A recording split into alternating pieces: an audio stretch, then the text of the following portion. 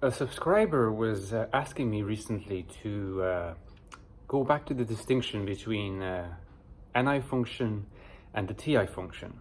Now, it's true that, this kind of comment is helpful because it's not necessarily the kind of topic I would go back to by myself, because I kind of, after so many years of releasing content on INFJs and other types, I kind of take it for granted that people know this distinction. Well, first of all, it's not the case, because number one, there's always people discovering type day after day, and they want to understand type better. There's people who are eager to deepen their understanding of type, which means deepening also their understanding of cognitive functions. And thirdly, well, I need to constantly update my understanding of cognitive functions. This is a continuous process. If we believe in the process of individuation that Jung cherishes, if we believe that we're constantly developing, we're also developing in our understanding of the very cognitive functions that animate us or other people. And so, let's return to this updated distinction between NI and TI. So this can obviously apply to INFJs because INFJs have NI as their dominant, TI as their tertiary. But it can apply also to ENFJs who have NI as an auxiliary and TI as an inferior function. It can apply to ISTPs and ESTPs who yet have different orderings. Obviously ISTP has TI dominant and NI tertiary, so kind of the inverse of the INFJ, which is interesting. Anyway, how could we distinguish between those two functions? It's relevant to discuss because sometimes I think an INFJ, for instance, or an ISTP might not know to what function is attributable particular kind of item of thought or behavior, or particular attitude or reflex or whatever it might be. And particularly so as both NI and TI are introverted functions. They are directed inward, right? They are directed to what Jung calls the inner world. He uses that phrase, and it's a good phrase. We should keep that phrase.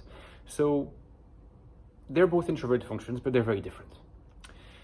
The thing that you need to understand about TI, introverted thinking, is that it is primarily oriented towards and interested in precision, accuracy, and consistency. That is to say that you have a particular experience.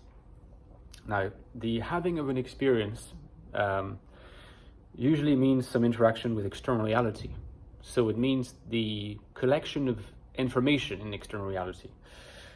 This is, by the way, happens through the exercise of an extroverted function. It's usually extroverted perception, perceive information, perceive events, gather information. This information, at first, it's just purely sensory, it's inchoate. It requires a certain level of organization in order for it to be understood, in order for it to be articulated. That's what TI does, right? TI is a function that will take something that's inchoate, something that's a bit formless, right? And will structure it in thought, make it consistent, make it coherent, organize it so that, and this is linked to accuracy and precision, so that the finished product corresponds to something that can make sense in the person's mental landscape, right? So you take something that's like a little bit formless or chaotic, TI just takes it and shapes it nicely, right? Note that this is different from what FE does or TE does, which is to then project that consistency, that nice little shape, back into external reality, whether in the form of implementing a particular kind of set of executive directives in an impersonal fashion, rather like TE, or maybe more verbally or in social interaction with others. For example, you probably noticed that FE dominants, they tend to be very articulate in speech. That's only partly TI. You do require to have the nice shape already, in your thoughts, well organized. Otherwise, whatever comes out is not going to sound nice. But the actual process of presenting the actual process of pushing outward is an extroverted process, which is why sometimes ISTPs and INTPs, who can have admirably consistent networks of thoughts and coherence, nice shapes, again, they're not necessarily very good at articulating because their FE is inferior. Now, we want to compare this with NI. And, well, what can be said straight away about NI is that it is not concerned with consistency, it is not concerned with coherence, it is not concerned with precision, and it's not concerned with accuracy.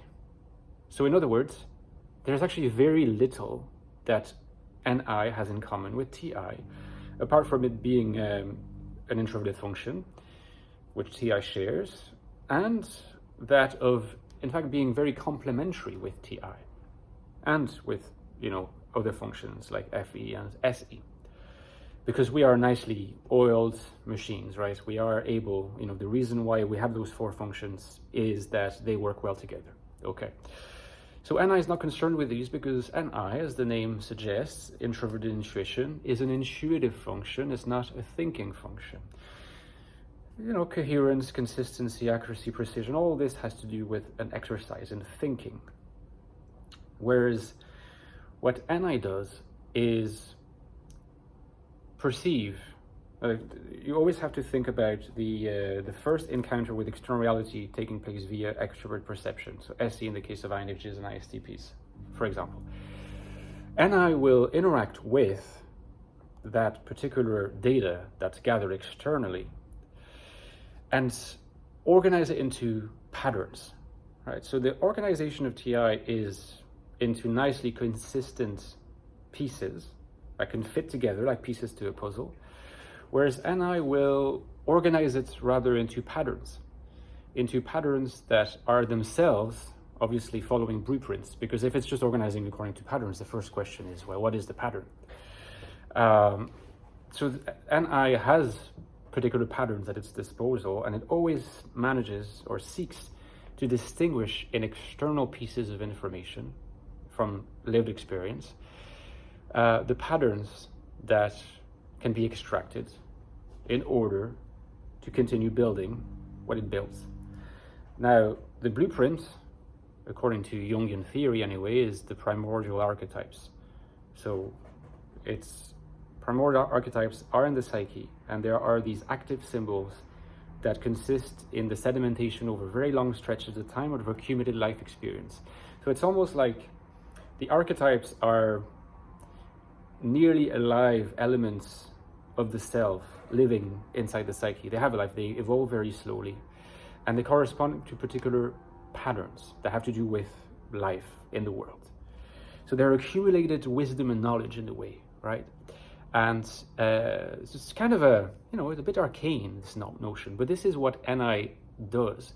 It's to take the bits of external reality and see how they fit the patterns of the blueprints of the archetypes, which is why NI tends to produce these universal insights. They're often mystical because they transcend time, they apply across time. It doesn't really care about consistency, coherence, because it's not its primary function. So it might appear very strange and weird and not very coherent if it is not supplemented with TI, but it works very well with TI. So the most convincing and articulate INFJs often have NI and TI very well developed, because TI can further organize the patterned information of NI into those nice little shapes that can then be projected into the external world via FE. And that is all about the distinction between NI and TI. Hopefully that was useful to you. Don't forget that I have written a book about the INFJ recently, The Infinite Soul. If you want to hear more about how INFJs can have fruitful, interesting, meaningful lives in a modern world is often hostile, this is the book to get. The link is right below.